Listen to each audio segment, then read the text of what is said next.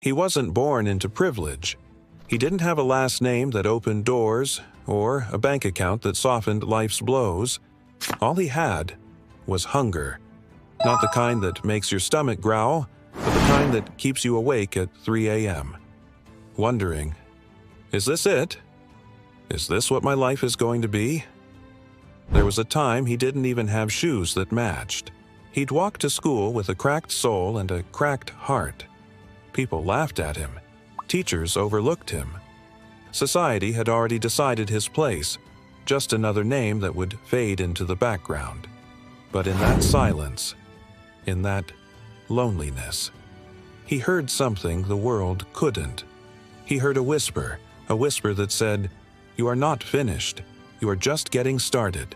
At 16, while others spent hours scrolling through their phones, he was Googling how to build a business.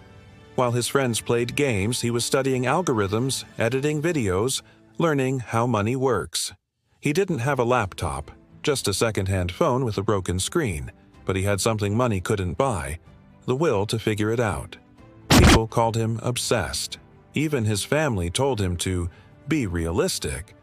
But he wasn't born to be realistic. He was born to rewrite his story. His first business failed. So did the second. He got scammed. He got laughed at. But still, every single time life knocked him down, he got back up. Why? Because he had no plan B. This wasn't a dream for him. This was survival. One day, he made a video. Just one video. It got 27 views. But to him, those 27 people weren't just numbers. They were proof. Proof that someone, somewhere, was listening. So he made another, then another. He kept going when nobody clapped. He kept showing up, even when no one believed in him. And slowly, the world started to notice. Not because he got lucky, but because he refused to quit. At 19, he launched a startup from his bedroom. No funding, no mentor, just YouTube tutorials and late-night prayers. He worked 16 hours a day, slept on the floor, and ate once just to save time and money. People only saw the success later. The followers, the money, the interviews, the headlines. But they never saw the nights he cried alone.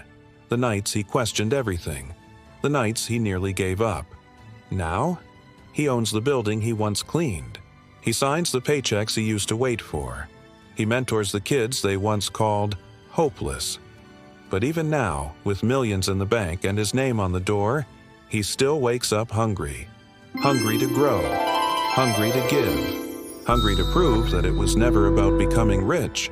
It was about becoming unbreakable. Because at the end of the day, life doesn't reward the most talented, the most connected, or even the most intelligent. Life rewards the ones who are willing to suffer longer than anyone else. He was never the chosen one. He just chose to never stop.